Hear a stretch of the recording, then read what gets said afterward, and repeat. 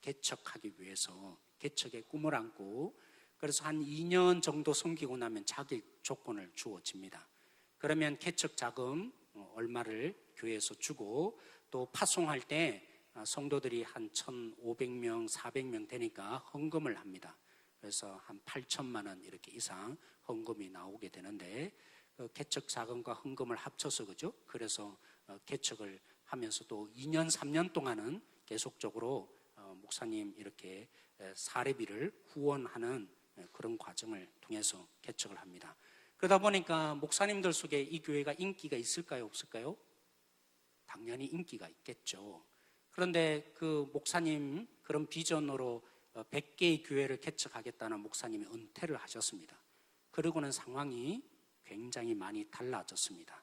물론 비전 자체는 달라지지 않았습니다. 여전히 개척한다라는 마음이 당에도 여전히 있었지만, 목사님들이 그 교회 가기를 약간 꺼려하기 시작했습니다. 이유가 뭐였을까요? 그렇게 인기 있던 교회가 왜 갑자기 꺼려하는 교회가 되었을까요? 왜냐하면 장로님들이 연말이 되면 이렇게 사정을 해서 목사님들을 내보내는 것입니다. 그런데 합당한 이유라기보다도, 그렇죠? 장로님들 마음이 안 드니까, 그리고 순종하지 않는다고, 또 자기의 기분이라고 표현은 좀 더 극단적인 것 같고, 당위에서 내 마음에 안 든다, 자르자, 이런 부분들이 이어지기 시작한 거죠. 그래서 소문이 나고 그런 교회 갔다가는 괜히 또 잘린다, 이런 부분들이 일어나기 시작한 것입니다. 왜 이런 일들이 벌어졌겠습니까? 원래 그 교회에 담임 목사님이셨고 원로 목사님 되신 분이 교회를 개척하셨는데, 그 목사님은 원래 그 교회의 장로님이셨습니다. 수석 장로님이셨다가 목사님이 되신 것입니다. 그래서 목회를 하다가 종종 당회를 하지 않습니까? 근데 장로님들 가운데 몇 분들이 종종 반대를 합니다. 그거 안 됩니다, 못합니다. 그러면 어떻게 하시냐면 조용히 개인적으로 그 장로님들을 부르셨습니다. 그리고는 내가 스님 장로였어, 네가 뭔데 까불고 있네, 이러면서 그죠? 아주 혼을 내신 거죠. 장로님들은 평소에 한편으로는 이렇게 한 말도 못하고 아무 말도 못하고 눌려서 지내다가, 원로 목사님이 그죠? 스프링을 누르듯이 꽉꽉 눌러 있다가, 그래서 원로 목사님이 마음껏 하고 싶은 대로 이렇게 하시다가 조금만 이렇게 반대를 하면 개인적으로 불러서 좀 혼내고, 내가 원래 스님 장로였다고, 근데 어디 까불고 있냐고, 쉽게 표현하면 그렇게 하신 거죠. 그렇게 하시다가 이제 은퇴하고 나니까 장로님들이 엄매의 기사로 이렇게 된 거죠. 그러니까 이제 마음껏 그죠? 하고 싶은 대로 하기 시작한 첫 번째 그 열매가 뭐였겠어요? 내 뜻대로 안 따라오네, 내 마음에 안 드네. 그래서 담임 목사님을 내칠 수는 없고 부목사님들을 힘들게 하다가 결국에는 내치는 일이 발생한 것입니다. 여러분, 오늘 본문의 얘기 바로 그 얘기인 것입니다. 뿌리는 대로 심는 대로 거둔다, 그죠?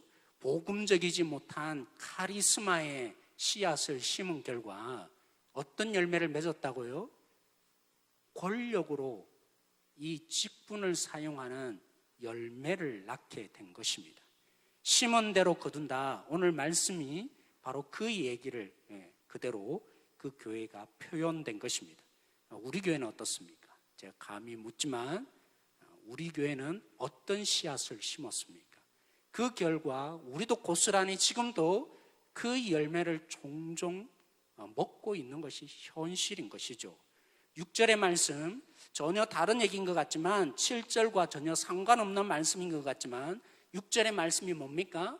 가르침을 받는 사람, 우리로 표현하면 성도들이 목사님의 이 가르침, 교육자들의 가르침, 아니면 학생들로 표현하면 선생님들의 가르침에 받는 자들이 어떻게 하라고요?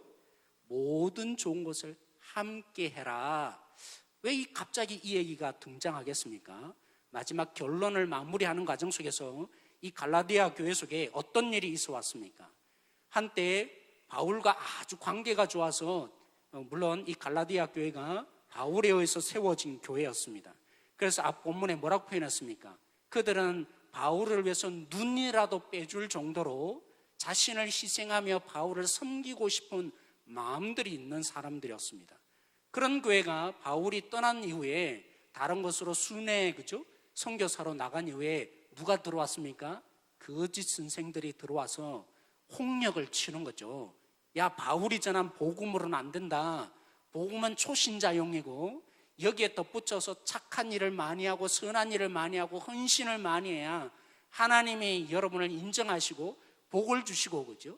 그렇게 안 살면 하나님이 결국엔 진노하셔서 여러분들이 제대로 복도 못 받는다, 하나님 인정도 못 받는다. 그런 율법주의의 이 홍역을 한때 교회가 넘어가게 되고 그런 과정들을 겪으면서 바울이 이 편지를 보내면서 나름대로, 그죠? 다시 한번 그들을 복음 앞에 세웠으니까 이런 홍역을 겪는 가운데 교회가 어떻겠습니까? 누구든지 한 번쯤은 진짜 제대로 말하고 있나? 저 목사는 제대로 설교하는 거 맞나? 관찰하고, 그죠? 관중이 되는 그런 부분들이 일어날 수밖에 없었던 것이죠. 그래서 오늘 바울이 뭐라고 합니까? 적어도 진짜 하나님이 보내신 사역자고 다른 것 필요 없고 정말 성경에 있는 말씀을 한다면 그가 논리적으로 조금 부족하고 뭔가 어눌한 말을 할지라도 어떻게 해야 된다고요? 그냥 그 말을 받아들여라. 좋은 것을 함께 해라. 라는 의미가 바로 여기에 있는 것이죠. 왜요? 어떤 씨앗이 뿌려졌습니까? 율법주의가 이 교회 안에 들어와서 뿌려지는 가운데 사역자들에 대해서, 그죠? 지켜보는 자세. 또 교회가 잘못되면 어떻게 할까? 교회가 이상한 방향으로 가면 어떻게 할까? 그런 마음들이 이 갈라디아 성도들 가운데 일어나서 말씀을 들을 때 어떻게 듣는다고요? 혹시나 또 잘못되면 어떻게 할까? 그런 열매들, 두려움의 열매들이 이들 속에 맺혀진 거죠. 그래서 바울이 다시 이들에게 부탁하며 너희들이 어떻게 열매를 거두느냐는 결국 너희들이 어떤 자세로, 그죠? 사역자들과 관계를 가지느냐 중요하다. 적어도 물론 잘 분별해야겠지만 그가 진짜 하나님의 말씀을 가르친다면, 하나님의 이 말씀을 그 속에 나누어 준다면 어떻게 하라고요?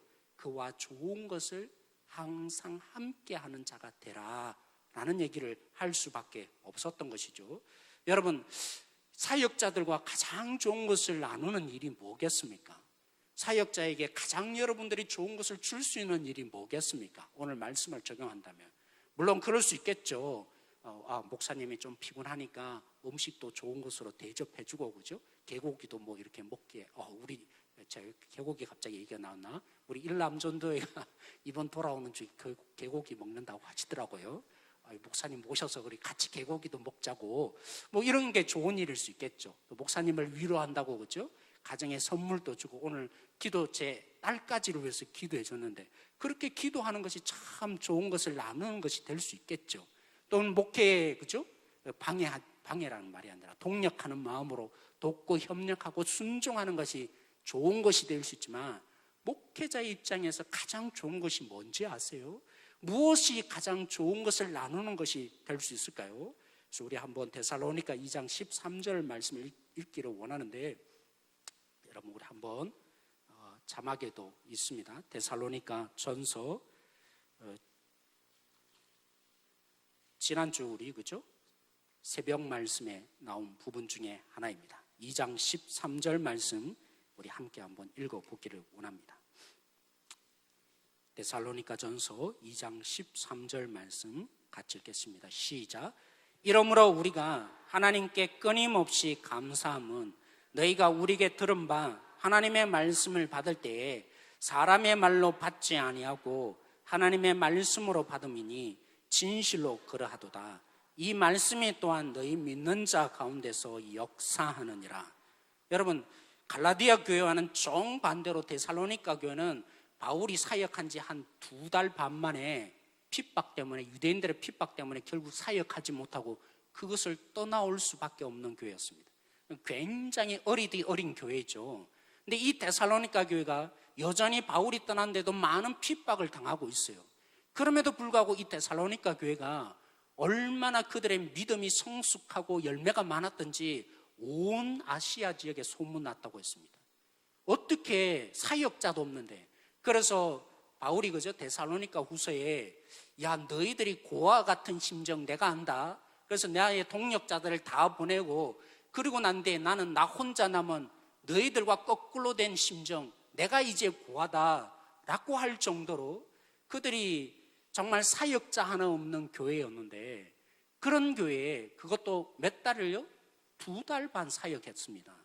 모든 것이 잘 된 것이 아니라 끊임없는 동족들의 이 핍박과 어려움을 당하는 교회였는데 그랬던 교회가 어떻게 그렇죠? 온 아시아 지역에 소문나는 교회가 되었겠습니까? 여기 하나의 비결이 바울이 말해주고 있는데 바울이 말씀을 전할 때 그들이 어떻게 들었다고요? 누구에게 하는 얘기로 듣지 않았다고요? 사람이 전달해주는 얘기로 듣지 않았다고요? 누구의 얘기로 그들이 들었다고요? 하나님께서 그들에게 전해주는 말씀으로 하나님이 오늘 나에게 왜 이 얘기를 해줬을까? 논리적으로도 맞지 않네. 참 어눌하게 얘기하네. 아이고 들었던 얘기 또 하네. 그들은 그렇게 듣지 않았다고요. 다 아는 얘기 또 하네. 왜 하필이면 오늘 또 그 얘기를 바울을 통해서 할까? 하나님이 도대체 나에게 무슨 얘기를 들려주고 싶어서 오늘 나에게 또 이런 말씀을 듣게 할까? 그들은 그런 마음으로 누구의 말로 들었다고요? 하나님이 나에게 전해주시는 메시지로 듣고 그 말씀을 받아들이는 자가 되었다고요. 그죠? 우리는 때로는 그렇습니다.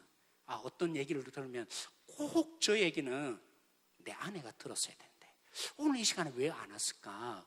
내 남편이 오늘 이 시간 왔더라면 참 좋았을 텐데 그게 아니라고요. 나에게 하나님이 들려주고 싶어서 이 메시지를 말씀하고 있구나. 데살로니가 교회가 그렇게 듣는 자세, 그렇게 하나님의 말씀으로 받아들이는 것이야말로 그렇죠? 오늘 바울이 얘기한 어쩌면 목사님에게 조금 편하게 해드리자, 불편하게 해드리지 말자, 목사님의 목회 방침을 우리가 잘 따르자, 순종하자, 이것보다도 더 중요한 것이 무엇입니까? 목사님의 건강을 조금 더 챙겨드리고 위로해주는 자가 되자, 이것보다도 더 중요한 진짜 목회자를 위한 일이 뭡니까?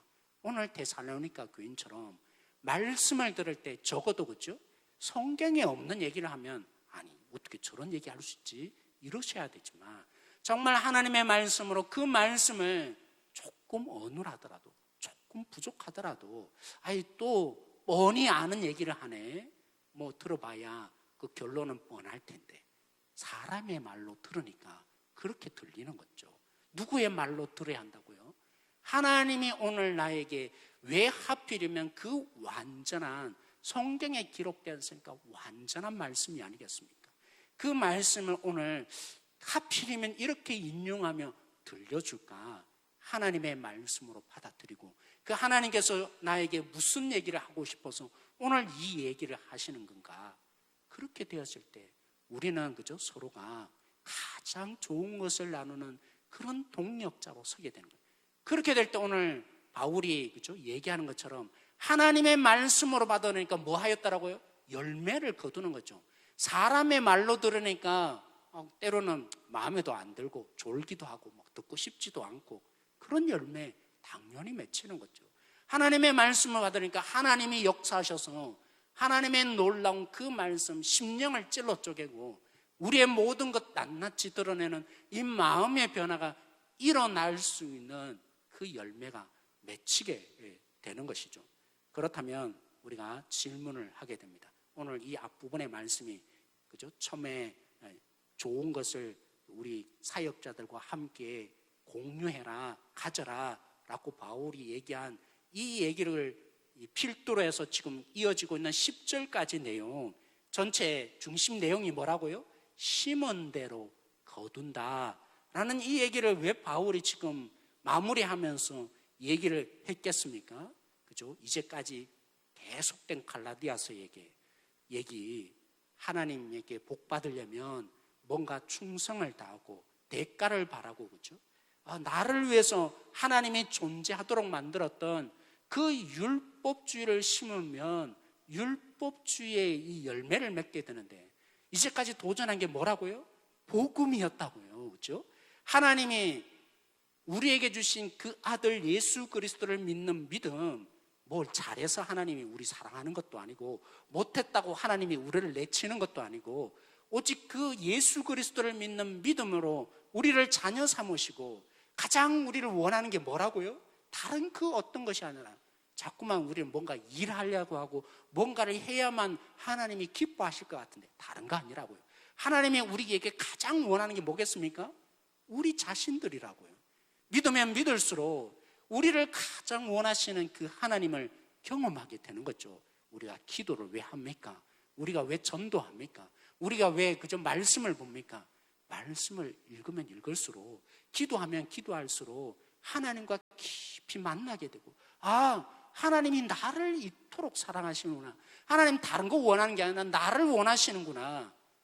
그런 복음의 그죠? 진수들, 그렇게 그 복음으로 믿고 나아가면 복음의 영광이 나타나는 것이죠.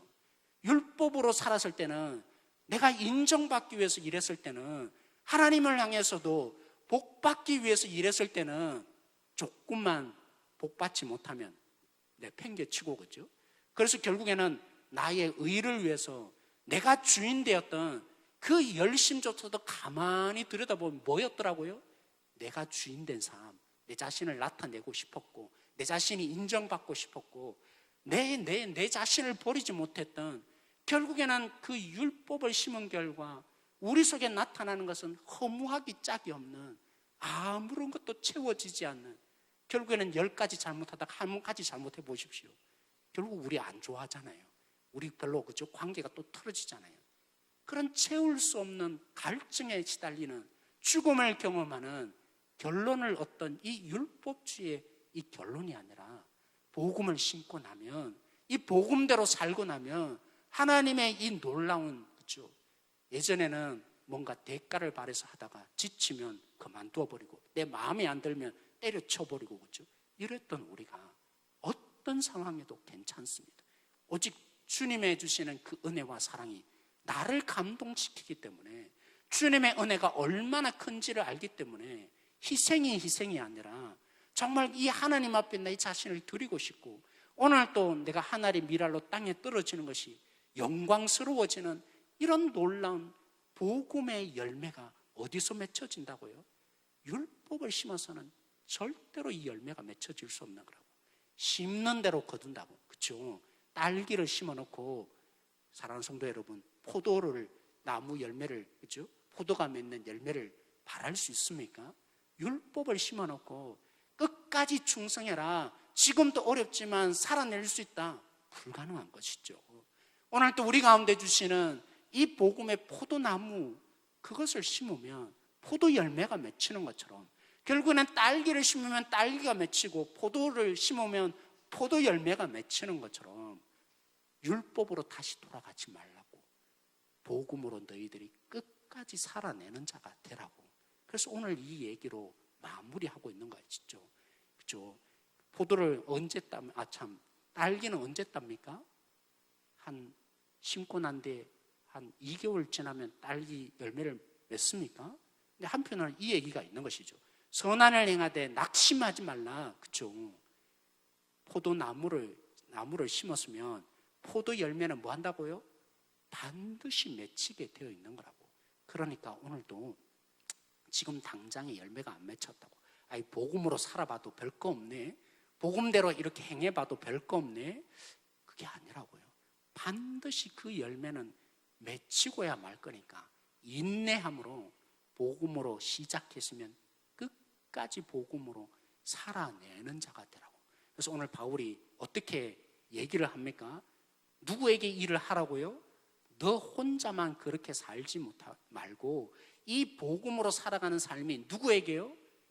먼저는 믿음의 가정에게, 그것만이 아니라 누구에게요? 모든 자에게 이 복음의 방식대로 사는 자가 되어서 그렇게 살면요. 그렇죠. 우리가 이제까지 많은 오해가 있지 않나요?